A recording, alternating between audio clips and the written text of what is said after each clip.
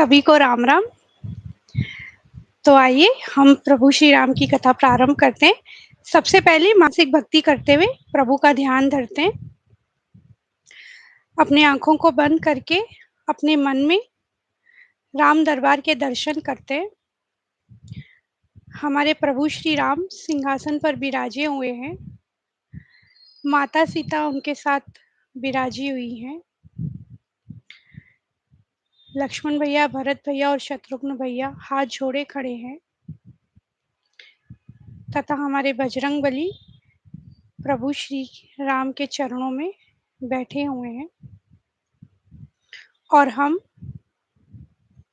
प्रभु श्री राम को नतमस्तक करते हुए उनकी चरणों की वंदना करते हुए निवेदन करते हैं कि हम पर हमेशा अपनी कृपा बनाए रखे तथा हमें आशीर्वाद दे कि हम श्री रामचरितमानस सफलतापूर्वक संपूर्ण कर सकें।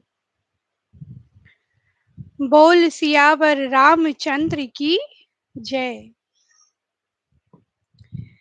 तो चलिए, अब हमने देखा था जब हमारी कथा हुई थी कि जो रावण था और माता सीता को हर के ला चुका था और हनुमान जी आए थे माता सीता के पास।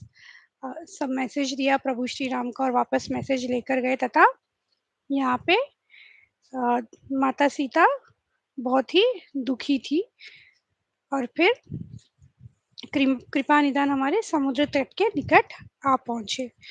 अब आगे चलते हैं। और मंडोदरी जो थी रावण की पत्नी, वो समझा रही थी रावण को कि माता सीता को छोड़ दीजिए, किंतु वो नहीं मान रहा था।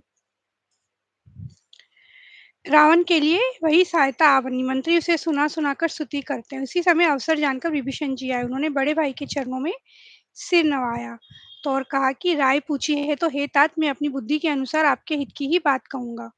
कहा कि पर स्त्री के ललाट को चौथ के चंद्रमा की तरह त्याग दें, मतलब वही सीता माता को आप छोड़ दीजिए, यही कह रहे विभीषण जी।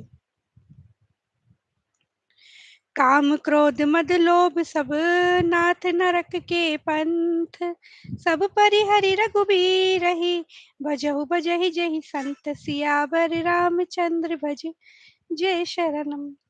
कह रहे हैं हे नाथ, काम क्रोध मद और लोभ ये सब नरक के रास्ते, इन सबको छोड़कर श्री रामचंद्र जी को भजिए, जिन्हें संत पुरुष भजते हैं।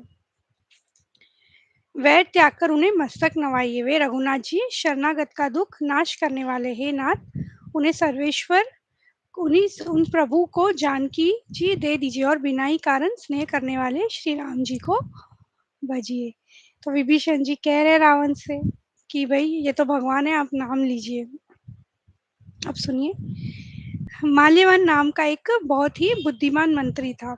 उसने विभीषण के वचन सुनकर कहा, आपके छोटे भाई नीति विभूषण हैं। विभीषण जी जो कुछ कह रहे हैं उसे हृदय में धारण कर लीजिए। कौन कह रहा है ये? माल्यवान नाम का एक मंत्री जो था।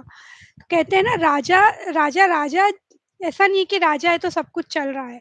राजा के पास जो मंत्री होते हैं, जो अगर अच्छे मंत्री होंगे तो राजा भी बहुत अच्छा होगा और आगे बढ़ेगा। तो होता ही है ना, जैसे कैप्टन्स की ज़रूरत तो सभी को होती है। लीडर्स अगर कोई बनते हैं तो उन्हें कैप्टन्स की ज़रूरत होती है। तो यहाँ पे रावण के कुछ मंत्री तो ऐसे थे कि मतलब बिल्कुल उसी की चापलूसी करते थे कि जो रावण बोलेगा वही सही। तो ऐसे मंत्री, ऐसे लोग नहीं होने चाहिए। दोस्त भी कहीं न कहीं ऐसे हमें नहीं हो सारे कि सब अच्छा ही बोले, क्योंकि जैसे कहावत होती है ना, there is always a room for improvement. तो कुछ ना कुछ कमियाँ तो सब में होती ही है। तो ऐसा अगर कोई हो कि आप अगर गलत हो और गलत को गलत कह दे, नीति अनुसार, धर्म अनुसार, तो फिर और क्या चाहिए। यहाँ विभीषण जी और माल्यवान दोनों ही समझा रहे हैं, पर वो कह रहे कि ये दोनों तो, वो रावण कह रहा है कि ये दोनों तो मूर्ख ही है जो उनको भज रहे हैं। मेरे नगर में रहकर प्रेम करता है तपस्वियों पर, मूर्ख उन्हीं से जाके मिल और उन्हीं की नीति बता। ऐसा कहकर रावण ने विभीषण को लात मार दी कि जा, अब तू उन्हीं के पास जा, उन्हीं की ज्यादा तू बड़ाई कर रहा है ना, राम राम कर रहा है, जाओ वहीं पे चले जाओ। क्योंकि विभीषण बड़ा प्रेम करता था रावण से, रावण भी प्रेम करता था, पर यहाँ पे जो है प्रभु को मानने वाला है विभीषण और रावण कह रहा है कि मुझे मानो। तो वो वहां पे मिसमैच हो रहा है। इसीलिए जब जैसे ही लात मार दी रावण ने, फिर विभीषण जी रघु कहा कि अतः मैं अब श्री रघुवीर जी के शरण में जाता हूँ, मुझे अब दोष न देना। शिव जी कहते हैं, हे भवानी, साधु का अपमान तुरंत ही संपूर्ण कल्याण की हानि कर देता है। जिसे हमने देखा है श्री रामचरितमानस में शुरू से साधु संत गुरु ब्राह्मण इन सब की महिमा क्या है, इन सब के श्राप से क्या क्या हो सकता है हमने देखी है। तो यही कह रहे हैं कि यदि किसी साधु का अपमान हो जाए तो फिर समझ लीजिए कि अब तो नाश होने ही वाला है। फिर अब आज विभीषण जी खुश हैं कि आज मैं उन्हें देखूंगा जिन्हें मैं भजते रहता हूँ। अब जैसे ही वहां जा रहे हैं, उन्होंने जाना कि शत्रु का कोई वानर लोग जैसे विभीषण पहुंचे तो वानरों को लगा कि कोई खास शत्रु का दूत है ये। जाकर कहा श्री राम जी के पास कि रावण का भाई आपसे मिलने आया है। शत्रु का भाई है ना, अभी मतलब ये सब जो संवाद यहाँ रावण के पास हुआ है विभीषण जी को लेके, वो प्रभु के पास अभी वानरों तक पहुंची नहीं है। तो वानरों को ये लग रहा है कि ये कोई इनका दूत ही है, शत्रु का दूत है। प्रभु श्री राम जी ने कहा, हे मित्र, तुम क्या समझते हो? वानरराज सुग्रीव ने कहा, सुग्रीव जी से पूछ रहे हैं, जैसे मंत्री है ना सुग्रीव जी, जाम्बवन जी प्रभु के, हनुमान जी सभी से बात कर रहे हैं। तो उन्होंने कहा कि ये तो राक्षसों की माया जानी नहीं जाती है, इच्छा अनुसार रूप बदलने वाले छली न जाने किस कारण आया हो, कोई समझ नहीं पा रहे कि कारण क्या है। जिसे करोड़ों ब्राह्मणों की हत्या लगी हो, शरण में आने पर मैं उसे भी नहीं त्यागता। जीव जो ही मेरे सम्मुख होता है त्यों ही उसके करोड़ों जन्मों के पाप नष्ट हो जाते हैं। प्रभु कह रहे हैं, जो मेरे सम्मुख होता है यानी कि जो मेरा नाम लेता है, जो मेरे पास आता है, उसके करोड़ों जन्मों के पाप नष्ट हो जाते हैं। जो मनुष्य निर्मल मन का होता है वही मुझे पाता है। मतलब जिसका मन साफ होगा वही प्रभु को पा पाएगा। जिसे कहते हैं ना कि हर कोई प्रभु की कथा नहीं पढ़ सकते, हर कोई प्रभु की कथा श्रवण नहीं कर सकते, सुन नहीं सकते हैं, हर कोई प्रभु का नाम ले नहीं सकते। तो वो कर्म होने ही चाहिए, वो प्रभु कृपा होनी ही चाहिए, जिसे हम कथा सुने, जिसे हम प्रभु नाम ले। तो प्रभु वही कह रहे हैं, जिसका मन निर्मल होगा वही मुझे पा सकता है, कपट रहित होगा बेसिकली। अब विभीषण जी को आदर सहित वानर आगे लेकर आए। प्रभु ने कहा लेके आइए, हम देखते हैं। फिर लेकर आए। जैसे ही लाए, श्री राम जी को देखकर वे पलक मारना रोककर स्तब्ध होकर देखते ही रह गए, क्योंकि विभीषण जी के तो आराध्य थे प्रभु श्री राम। और आराध्य को यदि कोई देख ले तो फिर कैसे पलक झपकेगी। जैसे हम अगर प्रभु को देख ले, हमारे सामने प्रभु श्री राम आ जाए, दर्शन करने लग जाए, तो हम बस उनको देखने में ही या तो बेहोश होके गिर जाए या तो फिर जी भर के एकटक उन्हें देखते ही रहे। तो यहाँ विभीषण जी का भी वही हाल हो रहा है। बिल्कुल पलके भी नहीं बंद करे, कंटिन्यूअसली देखते ही जा रहे हैं। हे दुखियों के दुख दूर करने वाले, शरणागत को सुख देने वाले श्री रघुवीर, मेरी रक्षा कीजिए, मेरी रक्षा कीजिए। अपना इंट्रोडक्शन दिया उन्होंने, परिचय दिया विभीषण जी ने कि मैं इसी तरह से रावण का भाई हूँ, विभीषण राक्षस जाति का हूँ, मेरी रक्षा कीजिए। प्रभु ने कहा, हे लंकेश, परिवार सहित अपनी कुशल कहो, तुम्हारा निवास बुरी जगह पर है। हाँ, हे लंकेश, हालांकि लंकेश कौन है? अभी तो रावण है, लेकिन प्रभु विभीषण जी को लंकेश कह रहे हैं। सोचिए, जैसे आजकल स्ट्रैटेजीज होती हैं कॉर्पोरेट लाइफ में, ले लीजिए कहीं भी बाहर बिजनेस में, अक्सर ऐसा होता है कॉम्पिटिटर्स बहुत होते हैं। तो अगर सोचिए, आपका जो कॉम्पिटिटर है, मतलब जो आपके ऑपोजिट में खड़ा है, उसका कोई भाई या कोई दूत आपके पास आए शरणागत के लिए, आपके पास कोई डिस्कशन के लिए आए, और अगर आप उन्हें पोजीशन दे के बात करें, जैसे यहाँ प्रभु ने लंकेश कह रहे हैं, लंकेश मतलब राजा कह के वो बुला रहे हैं, तो कितना कॉन्फिडेंस बढ़ता है। तो यहाँ पे बड़े खुश हो गए, कौन? विभीषण जी। कहा प्रभु ने, हे लंकेश, परिवार सहित अपनी कुशल कहो। फिर श्री राम जी, हे श्री राम जी, आपके चरणारविंदे दर्शन कर अब मैं कुशलता से हूँ, मेरे भारी भय मिट गए हैं। प्रभु के दर्शन करके मेरे भारी भय मिट गए। जो सगुण साकार भगवान के उपासक हैं, दूसरे के हित में लगे रहते हैं, नीति और नियमों में दृढ़ हैं और जिन्हें ब्राह्मणों के चरणों में प्रेम है, वे मनुष्य मेरे प्राणों के समान हैं। प्रभु हमेशा उनसे प्रेम करते हैं। अब कहने लगे विभीषण जी, अब तो हे कृपालु, शिव जी के मन को सदैव प्रिय लगने वाली अपनी पवित्र भक्ति मुझे दीजिए। क्या दीजिए? भक्ति दीजिए। एवं अस्तु कहकर रणधीर प्रभु श्री राम जी ने तुरंत ही समुद्र का जल मांगा। श्री राम जी ने उनको मतलब नल ला जल लाकर समुद्र का वहीं पे राज तिलक कर दिया प्रभु श्री राम ने विभीषण जी का।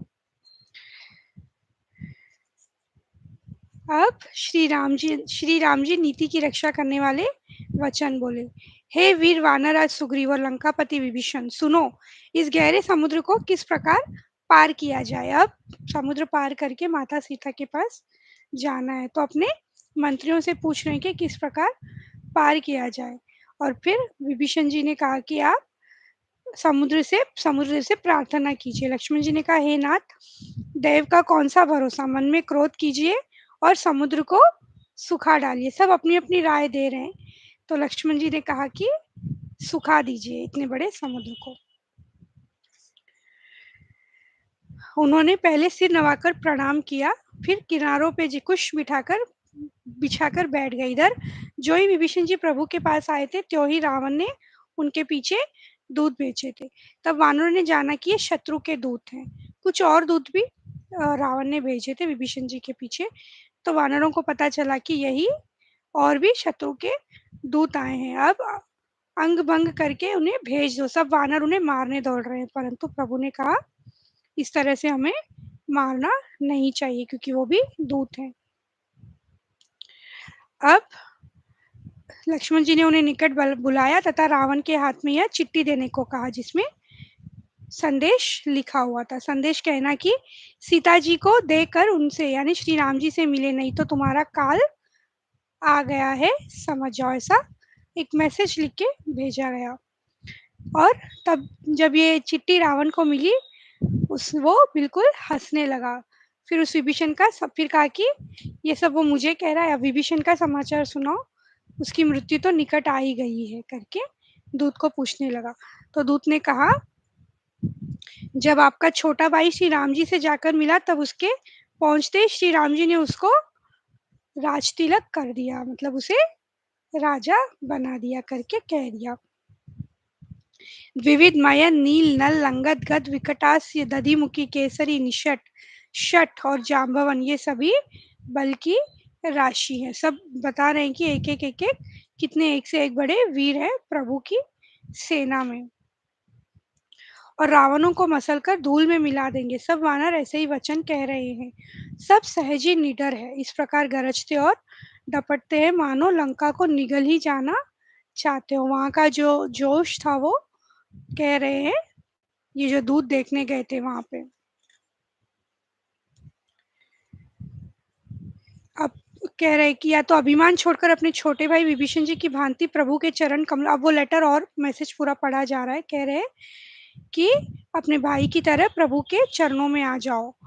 पत्रिका सुनते ही रावण मन में भयभीत हो गया, परंतु मुस्कुराता हुआ सबको सुनाकर कहने लगा कि जैसे कोई पृथ्वी पर पड़ा हुआ हाथ से आकाश को पकड़ने की चेष्टा करता हो, वैसे ही यह छोटा तपस्वी यानी कि लक्ष्मण जी वागलीवास करता है, यानी कि डींगे हाँक रहा है कि आके पड़ जाओ।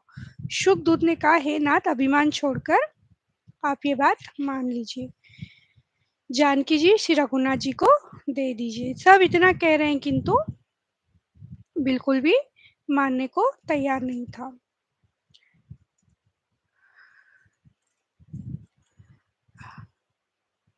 अब आगे बढ़ते, ऐसा कहकर श्री रघुनाथ जी ने धनुष चढ़ाया। समुद्र को वहां पे विनती कर रहे हैं, किंतु समुद्र देव मान नहीं रहे हैं। फिर प्रभु ने धनुष चढ़ाया, क्या कह के कि अब इसे मैं सुखा डालूंगा।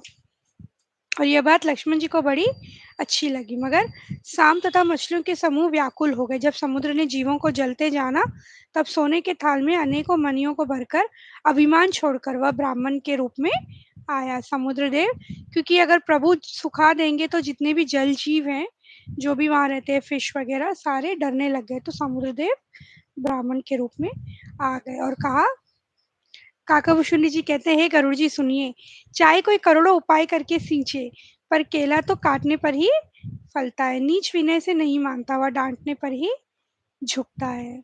तो कभी कभी सही होता है ना ऐसी बात। कहते हैं ना, straight trees are cut first, मतलब जो सबसे सीधे झाड़ होंगे उन्हें पहले काटे जाते हैं। तो यहाँ पे भी उसी तरह की बात हो रही है कि जहाँ पे हमें डांट लगानी है वहां पे डांट लगानी ही चाहिए। प्रभु के चरणों में गिरे समुद्रदेव और कहा कि आपने मुझे अच्छी शिक्षा दी, अब आपकी जो इच्छा लगे मैं तुरंत वही करूंगा। समुद्र के अत्यंत विनीत वचन सुनकर कृपालु श्री रामचंद्र जी ने मुस्कुराकर कहा, हे तात, जिस प्रकार वानरों की सेना पार उतर जाए वह उपाय बताओ। फिर उन्होंने कहा, हे नाथ, नील और नल दो वानर भाई है। तो नील नल जो भाई है, उन्होंने लड़कपन में ऋषि से आशीर्वाद पाया था। उनके स्पर्श कर लेने से ही भारी से भारी पहाड़ भी आपके प्रताप से समुद्र पर तैर जाएगा। राम के नाम से जिसको भी वो टच करेंगे वो तैर जाएगा, ऐसा कह दिया। अब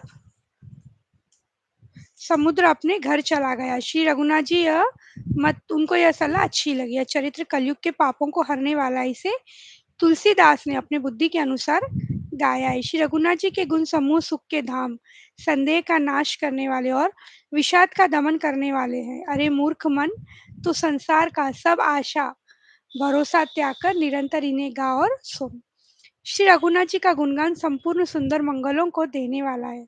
जो इसे आदर सहित सुनेंगे वे बिना किसी जहाज के ही भवसागर से तर जाएंगे। इति श्रीमद्रामचरितमानसे सकलकलिकलुष विध्वंसने पंचमं सोपानम समाप्तहम।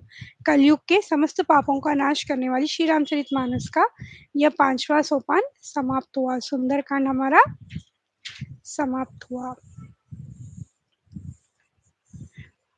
श्री गणेशाय नमः। श्री जानकी वल्लभो विजयते। श्री रामचरितमानस षष्ठ सोपान लंका कांड। अब हम लंका कांड में आ गए हैं। सबसे पहले हम श्री रामचंद्र जी की वंदना करते हैं, फिर श्री शंकर जी को हम नमस्कार करते हैं और मन से कहते हैं कि हे मन, तू क्यों श्री राम जी को नहीं भजता। समुद्र के वचन सुनकर प्रभु श्री रामचंद्र जी ने मंत्रियों को बुलाकर ऐसा कहा, अब विलंब किसके लिए हो रहा है, सेतु तैयार करो जिसमें सेना उतरे, यानी कि पुल तैयार किया जाए। जाम्बवन जी ने हाथ जोड़कर कहा, हे सूर्यकुल के ध्वजा स्वरूप श्री राम जी सुनिए। हे नाथ, सेतु तो आपका नाम ही है, जिस पर चढ़कर मनुष्य संसार रूपी समुद्र से पार हो जाते हैं। कितनी प्यारी बात है कंपैरिजन, कि प्रभु का नाम लेने से इस जीवन के संसार रूपी में जो जीवन मरण का चक्र है उससे ही हम पार हो जाते हैं। तो सेतु तो आप ही है। जाम्बवन जी ने नल नील दोनों भाइयों को बुलाकर उन्हें सारी कथा कह सुनाई और कहा, मन में श्री रामचंद्र जी के प्रताप को स्मरण करके सेतु तैयार करो और राम प्रताप से कुछ भी परिश्रम नहीं होगा। प्रभु का नाम लेके करेंगे तो ज्यादा परिश्रम नहीं लगा, यानी ज्यादा मेहनत नहीं लगेगी, काम जल्द से जल्द हो जाएगा हमारा। विकट वानरों के समूह दौड़ जाइए और वृक्षों तथा पर्वतों के समूह को उखाड़ लाइए। अब वृक्ष पर्वत जो है सभी को लाके अब बिछाना है। सेतु की अत्यंत सुंदर रचना देख, अब सेतु जैसे जैसे राम राम लिखते गए और बिछाते ही गए पूरे। बहुत ऊंचे ऊंचे पर्वतों और वृक्षों को खेल की तरह ही, मतलब बिल्कुल इजीली उखाड़ कर उठा लाते और ला लाकर नल नील को देते हुए अच्छी तरह गढ़कर सेतु बनाते हैं। वानर बड़े बड़े पहाड़ ला ला कर देते और नल नील उन्हें गेंद की तरह ले लेते हैं।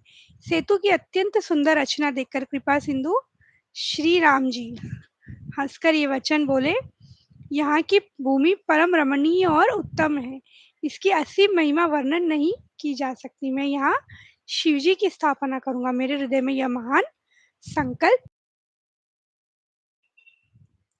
अब प्रभु ने वहां शिवलिंग तैयार किया, शिवलिंग की स्थापना करके विधि पूर्वक उसका पूजन किया और कहा कि शिव जी के समान मुझको दूसरा कोई प्रिय नहीं है। जो मनुष्य मेरे स्थापित किए हुए लिंग को यानी कि रामेश्वर जी को दर्शन करेंगे वे शरीर छोड़कर मेरे लोक को जाएंगे, यानी कि रामेश्वर जी का नाम दिया गया। और जो गंगा जल लाकर इन पर चढ़ावेगा वह मनुष्य साजुत्य मुक्ति पावेगा, मत अर्थात मोक्ष प्राप्त हो जाएगा, जो भी रामेश्वर जी के लिंग पे गंगा जी का जल चढ़ाएगा। अब राम जी की सेना चली, राम जी की सेना चली, सेतु तैयार हो गया है, सेना चली जिसका कुछ वर्णन नहीं हो सकता। योद्धा वानरों के समुदाय गरज रहे हैं, अब बिल्कुल जोश में सेना पार लग रही है। बहुत तरह के मगर, नाग यानी कि घड़ियाल, मच्छ और सर्प थे जिनके 200 योजन के बहुत बड़े विशाल शरीर थे। कुछ ऐसे भी जंतु थे जो उनको भी खा जाएं। किसी किसी से डरते तो वे भी डर रहे थे, किसी किसी के डर से तो वे भी डर ही रहे थे, क्योंकि इतनी जोर जोर से आवाज हो रही है। परंतु वे सब कुछ भूल कर, जैसे कोई बड़ा होगा अगर, जलचर जो रह रहे हैं जो पानी में है, छोटे जितने भी होंगे ना उन्हें बड़े खा ही लेते हैं, बड़े वाले जो जानवर होंगे उसमें।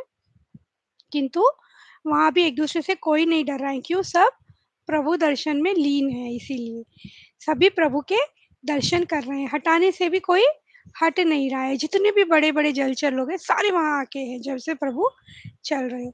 श्री रघुवीर जी सेना सहित समुद्र के पार हो गए, और वानरों की भीड़ का तो कुछ कहा भी नहीं जाता, इतनी बड़ी भीड़ है। अब समुद्र पार भी कर लिया, प्रभु ने समुद्र को पार पार डेरा डाला और सब वानरों की आज्ञा दी कि तुम जाकर सुंदर फल मूल खाओ। तो अब डेरा डाल लिया है। घूमते फिरते जहाँ कहीं किसी राक्षस को पा जाते तो सब उसे घेर कर खूब नाच नचाते और दांतों से उसके कान नाक काट कर प्रभु का सुयश कहकर तब उसे जाने देते थे। अब ये सब नाक कान जो काटे जा रहे हैं ये सब रावण को जाकर समाचार कह रहे हैं कि समुद्र के पास ये लोग आ गए हैं, पार कर चुके हैं। सुनते ही रावण घबरा गया और बोला कि क्या सचमुच ही बांध लिया है इन लोगों ने? फिर मंदोदरी ने कहा, मंदोदरी ने सुना कि प्रभु श्री राम जी आ गए हैं और उन्होंने खेल में ही समुद्र को बंधवा लिया। तब वह हाथ पकड़कर पति को अपने महल में लाकर फिर समझाने लगी कि अब तो समुद्र भी पार हो गए हैं, राम जी आ गए हैं, अभी भी समय, माता सीता को छोड़ दो और उनके चरणों में आप वंदन कर लीजिए। उनका विरोध है ना, तो उनका विरोध न कीजिए जिनके हाथ में काल कर्म और जीव सभी है। हे स्वामी, वहाँ आप उनका भजन कीजिए जो सृष्टि के रचने वाले, पालने वाले और संहार करने वाले हैं। हे नाथ, श्री रघुनाथ जी का भजन कीजिए जिससे मेरा सुहाग अचल हो जाए, क्योंकि मंडोदरी पतिव्रता स्त्री थी और जैसे मैंने कहा पत्नियों का धर्म होता है कि पति को सही राह दिखाए। मंडोदरी बस वही कोशिश में लगी हुई है। तब रावण ने कहा, हे प्रिय सुन, तूने व्यर्थ ही भय मान रखा है, बात बता तो जगत में मेरे समान योद्धा कोई है भला? बिल्कुल भी मानने को रेडी नहीं है, रावण कह रहा है मेरे से बड़ा तो कोई नहीं है। और अब ये सब होने के बाद जैसे ही वापस हो गया महल में तो सारे मंत्री लोग को कहने लगा, तो मंत्री लोग भी कहने लगे कि ये मनुष्य, वानर, भालू ये सब तो हमारे भोजन ही है। कानों से सबके वचन सुनकर रावण का पुत्र प्रहस्त हाथ जोड़कर कहने लगा, हे प्रभु, नीति के विरुद्ध कुछ भी नहीं करना चाहिए, मंत्रियों में बहुत ही थोड़ी बुद्धि है, क्योंकि मंत्री सब रावण का ही साथ दे रहे हैं। मंत्री भी यही कह रहे हैं कि जो रावण कह रहा है वही सही है। तो जो प्रहस्त था एक और पुत्र रावण का, वो कह रहा है नीति के विरुद्ध नहीं जान, जैसे विभीषण जी बात कर रहे थे, मंडोदरी बात कर रही थी, ये प्रहस्त भी उसी तरह से कह रहा है। हे प्रभु, सुनने में कठोर परंतु परम हितकारी वचन जो सुनते और कहते हैं वे मनुष्य बहुत ही थोड़े होते हैं। नीति सुनिए, पहले दूध भेजिए और सीता को देकर श्री राम जी से प्रीति कर लीजिए। समझा रहा है, कोई भी सब समझा रहे हैं जो, लेकिन वो तैयार ही नहीं है। और यहाँ श्री रघुवीर सुबेल पर्वत पर सेना की बड़ी भीड़ के साथ उतरे। पर्वत का एक बहुत ऊंचा परम रमणीय समतल और विशेष उज्ज्वल शिखर देखा। देखकर वहां लक्ष्मण जी ने वृक्षों के कोमल पत्ते और सुंदर फूल सजाकर बिछा दिए जहाँ प्रभु विराजमान हुए। तो प्रभु के विराजमान के लिए लक्ष्मण जी ने सब तैयारी कर दी। इस प्रकार कृपा रूप और गुणों के धाम श्री रामचंद्र जी विराजमान है। वे मनुष्य धन्य है जो सदा इस ध्यान में लौ लगाए रहते हैं। तब वे सबसे कहने लगे, प्रभु श्री रामचंद्र जी चंद्रमा को उदय होते हुए देखा तो कहा कि चंद्रमा को तो देखो कैसा सिंह के समान निडर है। अब सभी बात आकाश में जो जो दिख रहा है उस पे बातें हो रही हैं। तो चलिए आज की कथा का समय यहीं समाप्त होता है। कल हम वापस मिलेंगे। हो मंगल भवन अमंगल हारी